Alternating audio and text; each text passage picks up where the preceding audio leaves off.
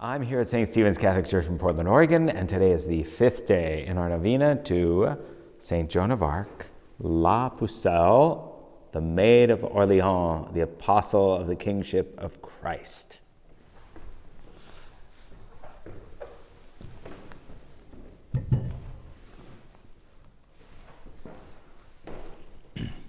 Today we're going to pick up where we left off yesterday, and things are going to start getting exciting now. We turn back to the dramatization, which is very historically accurate. If you read through the testimonies and the trial of St. Joan of Arc, and then you read Mark Twain's dramatization of it, as I like to call it, it is very accurate. So we turn now to Book 2, Chapter 9. It was indeed a great day and a stirring thing to see. She had won. It was a mistake of Tremouille and her other ill-wishers to let her hold court those nights. The commission of priests sent to Lorraine, ostensibly to inquire into Joan's character, in fact, to weary her with delays and wear out her purpose and make her give it up, arrived back and reported her character perfect. Our affairs were in full career now, you see. The verdict made a prodigious stir. Dead France woke suddenly to life wherever the great news traveled.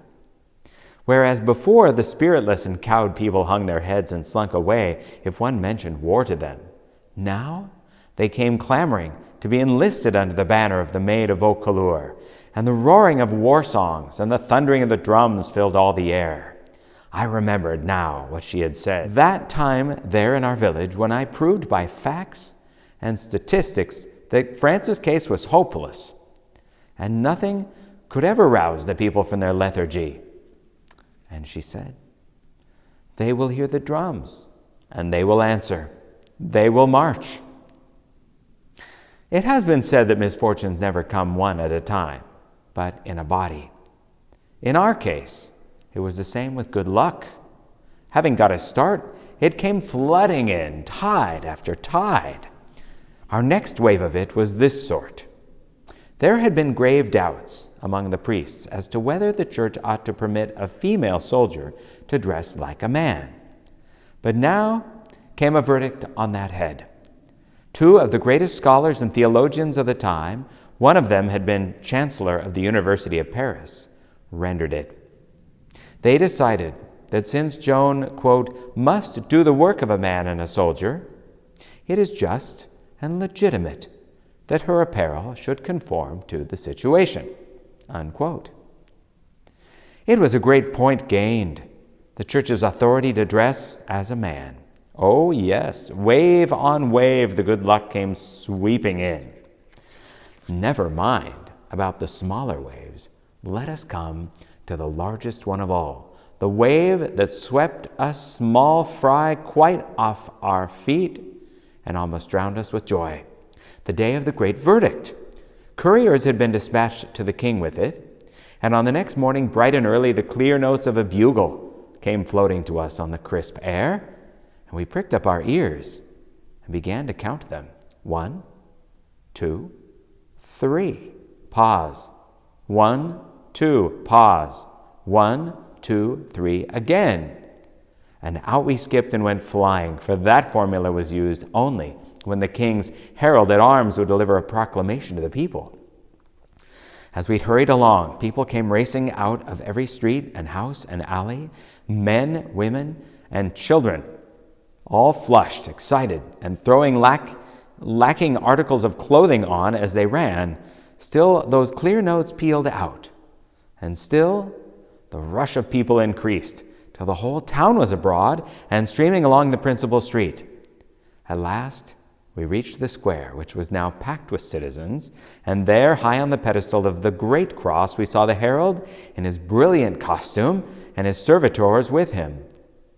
The next moment, he began his delivery in the powerful voice proper to his office. "Know all men, and take heed therefore, that the Most High, the most illustrious Charles, by the grace of God, King of France, hath been pleased to confer upon his well-beloved servant Joan of Arc called the Maid, the title, emolument, authorities, and dignity of General-in-Chief of the armies of France. And here 1,000 caps flew up in the air, and the multitude burst into a hurricane of cheers that raged and raged till it seemed as if it would never come to an end. But at last it did. Then the herald went on and finished. And hath appointed to be her lieutenant and chief of staff a prince of his royal house, his grace, the Duke of Alençon. Well, that was the end. The hurricane began again and was split up into innumerable strips by the blowers of it and wafted through all the lanes and streets of the town. General of the armies of France, with a prince of the blood for subordinate. Yesterday she was nothing, and today she was this. Yesterday she was not even a sergeant, not even a corporal, not even a private. Today with one step she was at the top. Yesterday she was less than nobody to the newest recruit. Today her command was law to Lahire, Centre, the bastard of Orleans, and all those others, veterans of old renown, illustrious masters of the trade of war. These were the thoughts I was thinking. I was trying to realize this strange and wonderful thing that had happened, you see. My mind went traveling back and presently lighted upon a picture which was still so new and fresh in my memory that it seemed a matter of only yesterday, and indeed its date was no further back than the first days of January. This is what it was. A peasant girl in a far-off village, her 17th year not quite completed, and herself and her village as unknown as if they had been on the other side of the globe. She had picked up a friendless wanderer somewhere and brought it home, a small gray kitten in a forlorn and starving condition, and had fed it and comforted it and got its confidence and made it believe in her. And now it was curled up in her lap asleep, and she was knitting a coarse stocking and thinking, dreaming about what one may never know. And now the kitten had hardly had time to become a cat, and yet already the girl is general of the armies of France, with a prince of the blood to give orders to. And out of her village obscurity her name has climbed up like the sun and is visible from all corners of the land. It made me dizzy to think of these things. They were so out of the common order and seemed so impossible. End of chapter 9. Chapter 10. Joan's first official act was to dictate a letter to the English commanders at Orleans, summoning them to deliver up all strongholds in their possessions and depart out of France. She must have been thinking it all out beforehand and arranging it in her mind. It flowed from her lips so smoothly and framed itself into such vivacious and forcible language.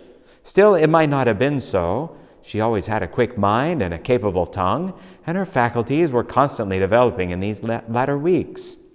This letter was to be forwarded presently from Blois. Men, provisions, and money were offering in plenty now, and Joan appointed Blois as a recruiting station and depot of supplies, and ordered up Lahire from the front to take charge. Meantime, the king was having a complete suit of armor made for her at Tours.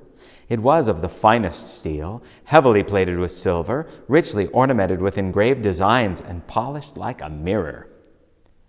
Joan's voices had told her that there was an ancient sword hidden somewhere behind the altar at St. Catherine's at Fierbois, and she sent de Metz to get it. The priests knew of no such sword, but a search was made, and sure enough it was found in that place, buried a little way under the ground. It had no sheath and was very rusty, but the priests polished it up and sent it to Tours, whither we were now to come. They also had a sheath of crimson velvet made for it, and the people of Tours equipped it with another one made of cloth of gold. But Joan meant to carry this sword always in battle, so she laid the showy sheaths away and got one made of leather. It was generally believed that this sword had belonged to Charlemagne. But that was only a matter of opinion. I wanted to sharpen that old blade, but she said it was not necessary, as she should never kill anybody and should carry it only as a standard or only as a symbol of authority. At Tours, she designed her standard, and a Scotch painter named James Power made it. It was one of the most delicate white boucassins with fringes of silk. For device, it bore the image of God the Father throned in the clouds and holding the world in his hand.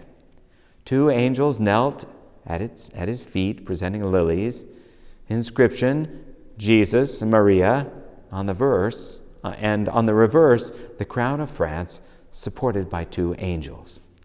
She also caused a smaller standard or pennon to be made, whereon was represented an angel offering a lily to the Holy Virgin. Well, everything was humming there at Tours. Every now and then one heard the bray and crash of military music. Every little while one heard the measuring tramp of marching men, squads of recruits leaving for Blois. Songs and shoutings and huzzahs filled the air night and day. The town was full of strangers, and the streets and inns were thronged. The bustle of preparation was everywhere, and everyone carried a glad and cheerful face. Around Joan's headquarters, a crowd of people was always massed, hoping for a glimpse of the new general. And when they got it, they went wild. But they seldom got it, for she was busy planning her campaign, receiving reports, giving orders, dispatching couriers, and giving what odd moments she could spare to the companies of great folk waiting in the drawing rooms. As for us boys, we hardly saw her at all, she was so occupied. We were in a mixed state of mind, sometimes hopeful, sometimes not, mostly not. She had not appointed her household yet. That was our trouble.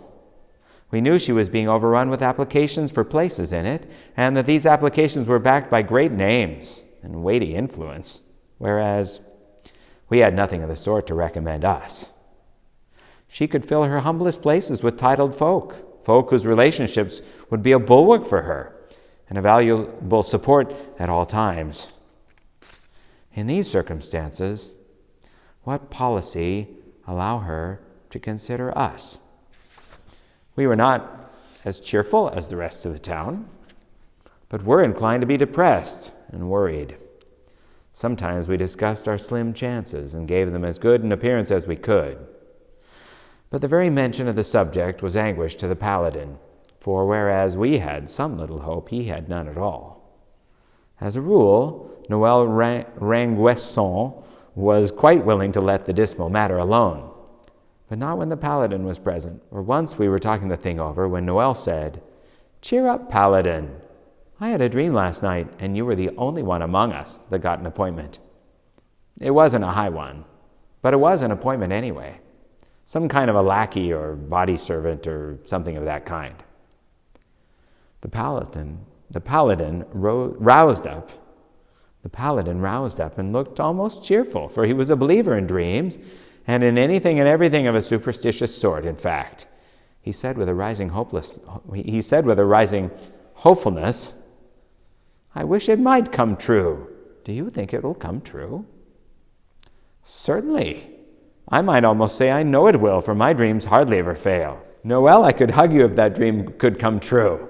I could indeed, to be servant to the first general of France, and have all the world hear of it. And the news go back to the village and make those gawks stare that always said I would never amount to anything. Wouldn't it be great? Do you think it will come true, Noël? Don't you believe it will? I do. There's my hand on it. Noël, if it ever comes true, I'll never forget you. Shake again." I should be dressed in a noble livery. And the news would go to the village, and those animals would say, "Him, lackey to the general-in-chief, with the eyes of the whole world on him, admiring. Well, he's shot up into the sky now, hasn't he?" He began to walk the floor and pile castles in the air so fast and so high that we could hardly keep up with him. Then all of a sudden, all the joy went out of his face, and misery took its place, and he said, "Oh dear, It is all a mistake. It'll never come true. I forgot about that foolish business at Toul. I have kept out of her sight as much as I could all these weeks, hoping she would forget that and forgive it. But I know she never will. She can't, of course. And after all, I wasn't to blame. I did say she promised to marry me, but they put me up to it and persuaded me. I swear they did. The vast creature was almost crying. Then he pulled himself together and said remorsefully, "It was the only lie I've ever told." And he was drowned out with a chorus of groans and outraged exclamations. And before he could begin again, one of Dulon's liveried servants appeared and said we were required at headquarters. We rose, and Noel said, "There, what did I tell you? I have a presentiment. The spirit of prophecy is upon me. She is going to appoint him, and we are going to go there and do him homage. Come along." But the paladin was afraid to go, and so we left. When we presently stood in the presence, in front of a crowd of glittering officers of the army, Joan greeted us with a winning smile and said she appointed all of us to places in her household, for she wanted her old friends by her.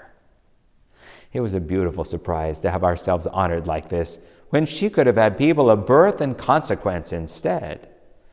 But we couldn't find our tongues to say so.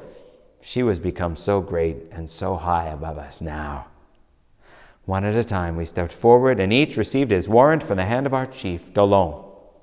All of us had honorable places. The 2 knights stood highest, then Joan's 2 brothers. I was first page and secretary. A young gentleman named Raymond was second page. Noel was her messenger. She had 2 heralds and also a chaplain and almoner whose name was Jean Pasquerel. She had previously appointed a maître d'hôtel, I'm not sure how to say that, and a number of domestics. Now she looked around and said, "But where is the paladin?" The Sieur Bertrand said, "He thought he was not sent for, Your Excellency." "Now that is not well. Let him be called." The paladin entered humbly enough. He ventured no farther than just within the door. He stopped there, looking embarrassed and afraid. Then Joan spoke pleasantly and said, "I watched you on the road. You began badly, but improved. Of old you were a fantastic talker, but there is a man in you, and I will bring it out." It was fine to see the paladin's face light up when she said that. "Will you follow where I lead?" "Into the fire," he said. And I said to myself, by the ring of that, I think she has turned this braggart into a hero. It is another of her miracles, I make no doubt of it. "I believe you," said Joan. "Here, take my banner. You will ride with me in every field, and when France is saved, you will give it back to me." He took the banner, which is now the most precious of the memorials that remain of Joan of Arc, and his voice was unsteady with emotion when he said, "If I ever disgrace this trust, my comrades here will know how to do a friend's office upon my body, and this charge I lay upon them as knowing they will not fail me." End of chapter 10. Well, we'll stop there for today, and in this atmosphere of joy, let us prepare to pray our Novena Prayer. So you can click on a link in the description below the video to find a printout of the Novena Prayers themselves, and you can find another link in the description below this video to find another video. If you'd like to pray along with me here in the chapel, you may do so. Nomine Patris et Filii et Spiritus Sancti. Amen. Saint Joan of Arc, Maid of Orleans, La Pucelle, Apostle of the Kingship of Christ, pray for us. And don't miss a day of prayer with us.